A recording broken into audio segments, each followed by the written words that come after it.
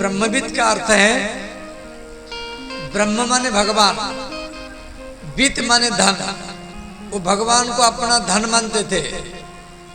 वो स्त्री को या परिवार वालों को या बेटा बेटे को धन नहीं मानते थे, रुपया को धन नहीं मानते थे, वो भगवान को ही अपना धन मानते थे।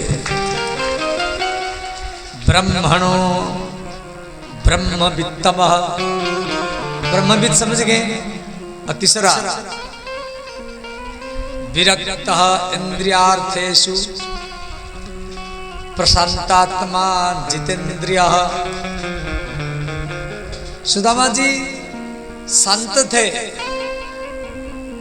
जितेंद्रिय थे, इनका इंद्रियां कभी बहिर्मुखी नहीं हुआ। अच्छा, भागवत में सुदामा जी को कहा गया विरक्तः इंद्रियार्थेषु। अब विरक्त का अर्थ क्या है? हम लोग सोचते हैं ये पत्नी को छोड़ के चला गया, ये विरक्त है, हम ऐसे ही अर्थ करते हैं। ये बाल बच्चों को, माता पिता को छोड़ करके वृंदावन अयोध्या में रह रहा है, ये विरक्त है। नहीं, ये विरक्त का सामान्य अर्थ है, ये विरक्त का सामान्य अर्थ है। आप पत्नी को छोड़ करके वृंदावन में, अयोध्या में, हरिद्वार में, हिमालय में कहां भी छुप करके रहो, संसार को छोड़ करके आप कहां भी गुफा में भी छुप करके रहो, संसार का याद आएगा। संसार आपके मन के ऊपर हमला निश्चित करेगा। क्यों? आप जहां रहेंगे आपका मन साथ में रहेगा। भले आप पत्नी को छोड़ के चले गए, फिर दूसरा पत्नी, दूसरा स्त्री को याद करेंगे। इसीलिए सुदामा जी पत्नी से विरक्त नहीं थे, सुदामा जी माता पिता से विरक्त नहीं थे, सुदामा जी बाल बच्चों से विरक्त नहीं थे, सुदामा जी घर से विरक्त नहीं थे, सुदामा जी इंद्रियों से ही विरक्त थे। इंद्रियों से विरक्त समझ जाते, माने इनका इंद्रियां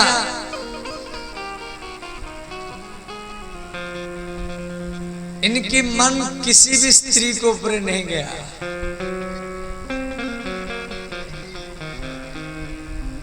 इनका मन किसी भी स्त्री के ऊपर कभी नहीं गया।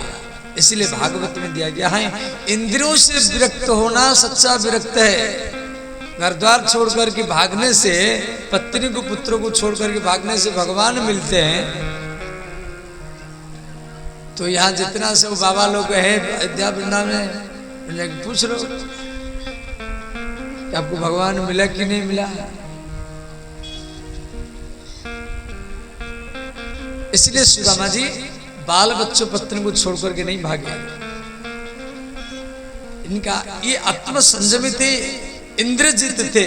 इसलिए व्यास भागवत में लिखे विरक्तः इंद्रियार्थेषु, इनका इंद्रियां कभी बहिर्मुखी नहीं हुआ, अंतर्मुखी था। यही सच्चा विरक्त का अर्थ है। सुदामा जी गरीब थे, और इतना गरीब थे, गांव के बाहर में रहते थे। छोटी सी झोपड़ी है। कभी वर्षा ऋतु में इनका झोपड़ी गिर जाता था, मिट्टी का दीवार वो भी गिर जाता था। ठंडी के समय में उड़ने के लिए इनके पास ना कोई कंबल है ना कोई चद्दर है। ये फटा बोरी बिछा करके सोते थे और बोरी ओढ़ करके रहते थे। घर में ये इतना गरीब थे, जब सारा गांव में हर घर घर में लाइट जलता था, तो सुदामा के घर में दीपक जलाने के लिए तेल भी नहीं था, लालटेन डिबिया जलाने के लिए मिट्टी तेल भी नहीं था।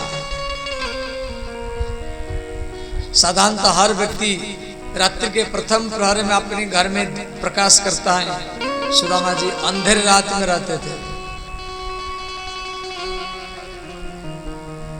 घर में जो बर्तन है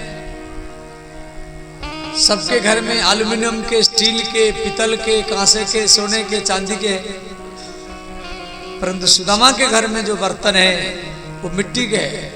मिट्टी के कटोरी, मिट्टी के गिलास, मिट्टी के थाल।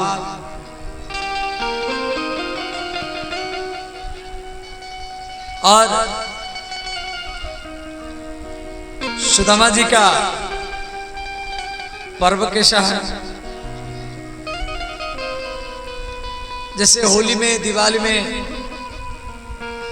सब घर घर में हलवा या पुआ बनता है,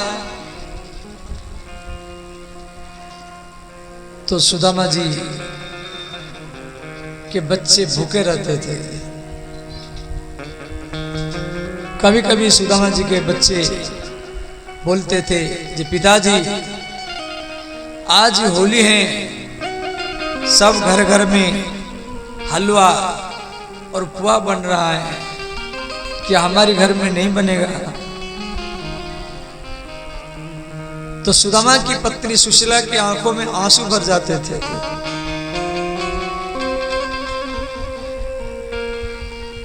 कृष्ण शासिति सखा कश्चित् ब्रह्मणो ब्रह्म वित्तमः। इतना गरीब में रहने पर भी ये संतोषित है। कभी किसको नहीं बोलते थे जी भैया ठंडा का समय मेरे बच्चों को ठंडा लग रहा है, ऐसे भी नहीं बोलते थे। कई कई दिन तक ये भूखे रहते थे, किसको बोलते थे नहीं, और वो पानी पी करके रह जाते थे। आज एकादशी व्रत है, कल द्वादशी व्रत है, आज पूर्णिमा व्रत है, कल अमावस्या व्रत है, आज शिव चतुर्दशी है, आज सोमवार है, और हरदम भगवान का भजन करते थे।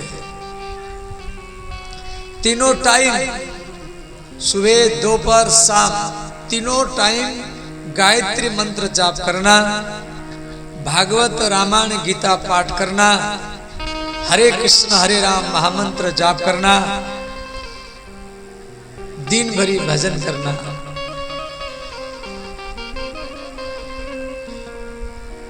तो श्री सुदामा के पिता आत्मदेव अब मरने वाले हैं। सुदामा जी अपने हाथ में अपने पिताजी का सेवा करते थे, चरण दबाना, पंखा करना, ठंडा में गर्म पानी में नवाना। तो इनके पिता आत्मदेव ने कहा पुत्र अब मैं वृद्ध हो चुका हूं, अब हम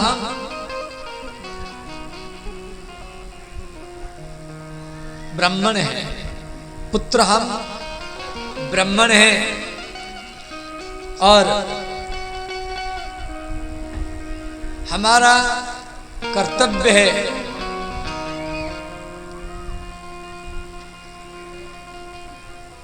समाज को शिक्षा देना। अयाचित वृत्ति बिना मांगे जो मिल जाए, या याचित वृत्ति 5 घर से डेली भिक्षा करना, या सिलोंछन वृत्ति, इन वृत्ति से जीविका चलाना, ये ब्राह्मणों का कर्तव्य है। पुत्र कभी धर्मों को बेचना नहीं है। जो इतना रुपया देंगे तभी हम शादी कराएंगे, या महामृत्युंजय मंत्र पाठ करेंगे, या सत्यनारायण कथा करेंगे, कभी धर्म को बेचना नहीं है।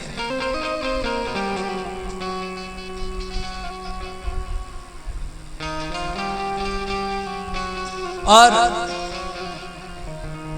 भिक्षा 5 घर से करना है, मिले या न मिले 5 घर डेली जाना है। अंत में आत्मदेव ने कहा, पुत्र मैं तुझे भिक्षा करके पालन किया हूं, भगवान मुझे तेरा पिता बना दिया, परंतु तेरा आचरण, तेरा स्वभाव जब मैं याद करता हूं तो मैं मन में सोचता हूं यदि आप मेरा पिता होते तो ही अच्छा होता। इतना कह करके सुदामा के पिता आत्मदेव भगवान में अपना मन लगाए। कृष्णाय वासुदेवाय देवकी नंदनाय च नंद गोप कुमाराय गोविंदाय नमो नमः। सुदामा जी के पिता आत्मदेव का मृत्यु हुआ। सुदामा जी गरीब थे।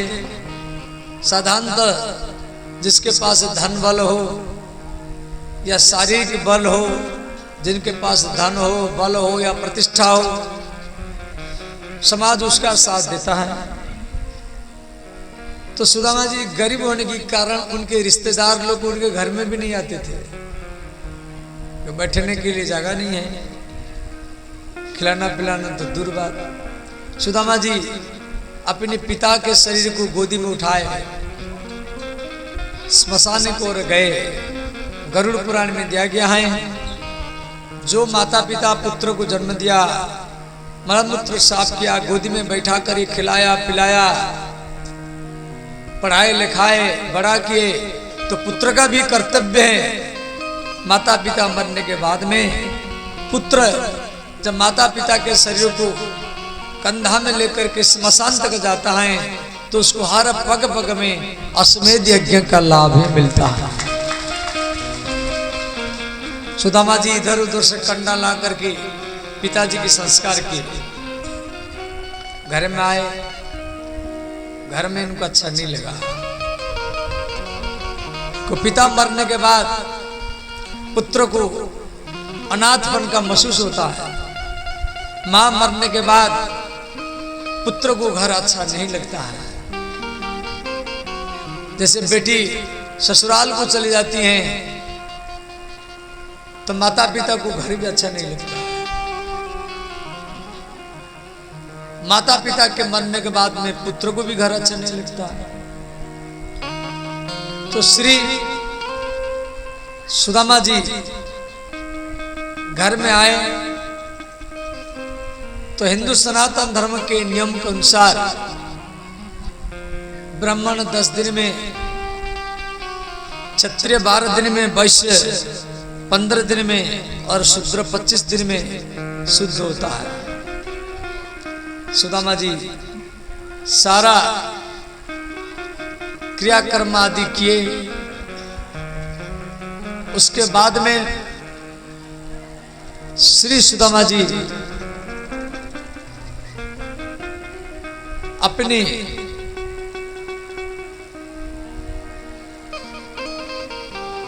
पिता का संस्कार करने के बाद, देखो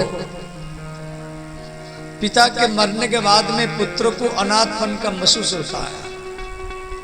माता पिता चले गए तो पुत्र को थोड़ा अनाथपन लगता है। भले पिता 90 वर्ष का हो, पिता 90 वर्ष का हो और पुत्र 60 वर्ष का हो। पुत्र 60 वर्ष का है और पिता 90 वर्ष का है। मान लो पुत्र आज कुछ गलत काम किया तो गांव के लोग इकट्ठा हुए,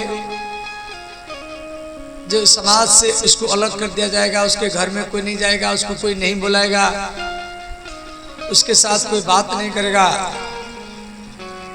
तो सारा गांव में मीटिंग बैठा है तो 90 वर्ष के वृद्ध व्यक्ति को जब मालूम पड़ता है जो गांव के लोग मेरा पुत्र को समाज से अलग कर रहे हैं, तो 90 वर्ष का वृद्ध पिता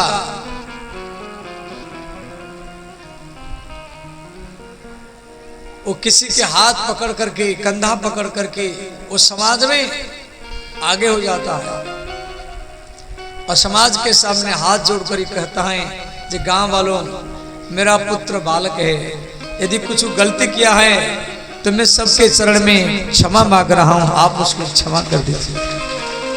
क्यों मैं मरने वाला हूं और आप लोग उसको समाज से अलग कर रहे हैं, तो मेरे आत्मा को शांति नहीं मिलेगा। और समाज में एक वृद्ध व्यक्ति जब हाथ जोड़ देता है तो समाज भी पिघल जाता है। श्री सुदामा जी गांव के भीतर में जा रहे हैं भिक्षा लेने के लिए। सुदामा जी किसके घर के भीतर में नहीं जाते थे, दरवाजा में खड़े होते थे, आवाज लगाते थे, भिक्षाम देहि भवति, भिक्षाम देहि, भिक्षाम देहि भवति, भिक्षाम देहि। सुदामा जी आवाज लगाए, हे अन्नपूर्णा, हे माँ लक्ष्मी, आपके गांव का ब्राह्मण सुदामा एक मुट्ठी भिक्षा के लिए आपके दरवाजे में खड़ा है। उस स्त्री ने कहा, ब्राह्मण आप इसी गली में बार बार भिक्षा लेने के लिए आते हैं, आपको संकोच नहीं लगता है? सुदामा जी दूसरी दरवाजे में गए। उस स्त्री ने कहा, ब्राह्मण देव, आज मेरे पास कुछ नहीं है देने के लिए, आप कल आना, मैं कल आपको भिक्षा दूंगी। तीसरे घर में पहुंचे, संजोग में उस स्त्री घर में नहीं थी। चौथा घर में पहुंचे, उस स्त्री अपने बालकों को भेज करके मना कर दी। ध्यान देना, सुदामा जी को 4 घर से भिक्षा नहीं मिला और मात्र 1 घर रह गया, क्यों 5 घर से भिक्षा करना उनका नियम था। 5वां दरवाजा में पहुंचे, भिक्षाम देहि भवति, भवति भिक्षाम देहि। सुदामा जी बोले, हे भवती, हे अन्नपूर्णा, हे महालक्ष्मी, आपके दरवाजा में ब्राह्मण सुदामा खड़ा है। 5 घर से भिक्षा करना मेरा नियम है, 4 घर से मुझे भिक्षा नहीं मिला है और ये मेरा अंतिम घर है। यदि आप मेरे झोली में 1 मुट्ठी भिक्षा देंगे तो आज ही ब्राह्मण के घर में रोषे होगा। उस स्त्री ने क्या कि बार बंद कर दी। सुदामा जी अब अपनी कुटिया की ओर जा रहे हैं। उधर द्वारिका में भगवान कृष्ण उदास में बैठे हैं। तो देवी रुक्मिणी प्रश्न किया, हे नाथ, आप इतना उदास क्यों हैं?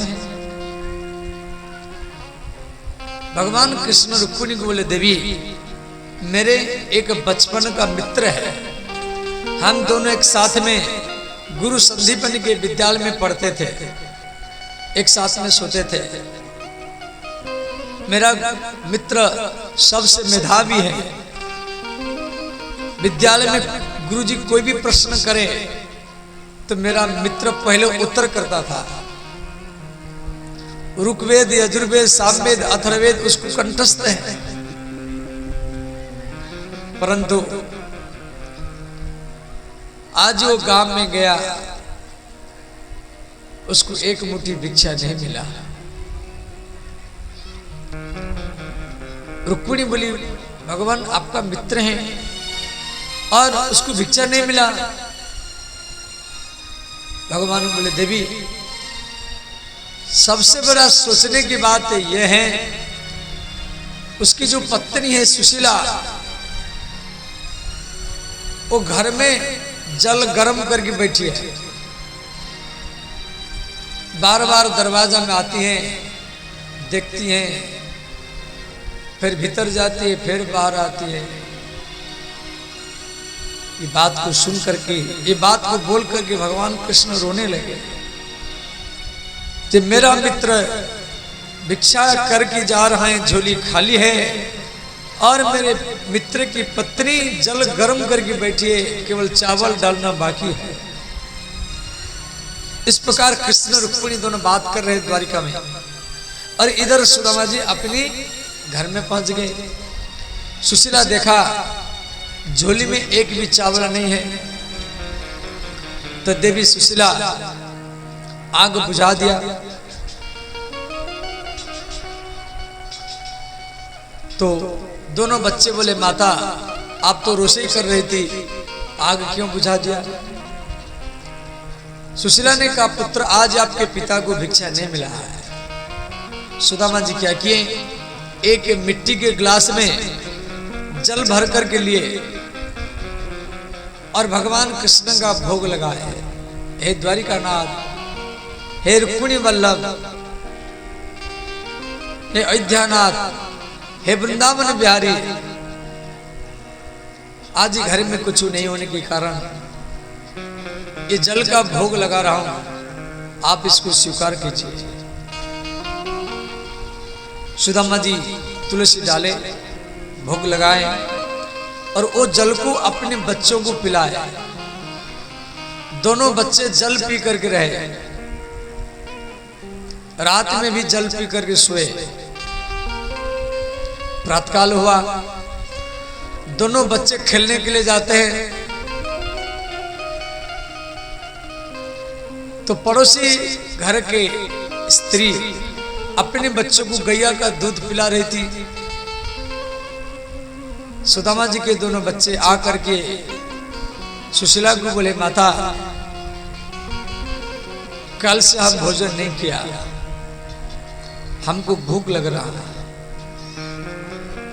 तो देवी सुशीला ने क्या की, एक पड़ोसी घर में गई और बोली, बहन मुझे एक मुट्ठी आटा चाहिए। देवी सुशीला एक मुट्ठी आटा लेकर के आई और एक मिट्टी के कटोरी में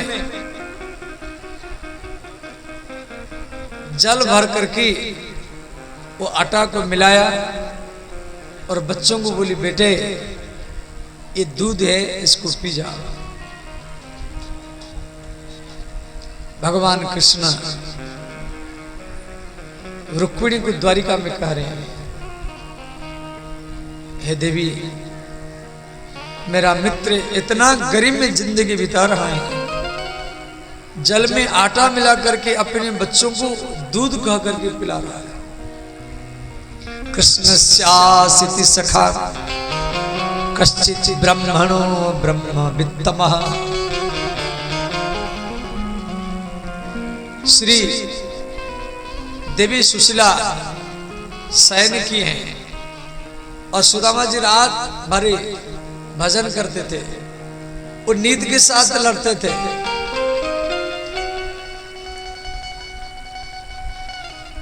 सुदामा जी कम सोते थे, नींद के साथ लड़ते थे।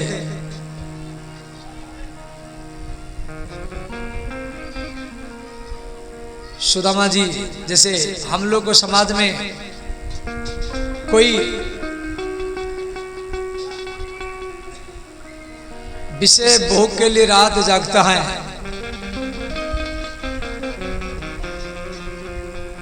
कई व्यक्ति ऑर्केस्ट्रा देखने के लिए रात जागते हैं, कई व्यक्ति मदिरा पीने के लिए रात जागते हैं, कोई षड्यंत्र करने के लिए रात जागता है। परंतु सुदामा जी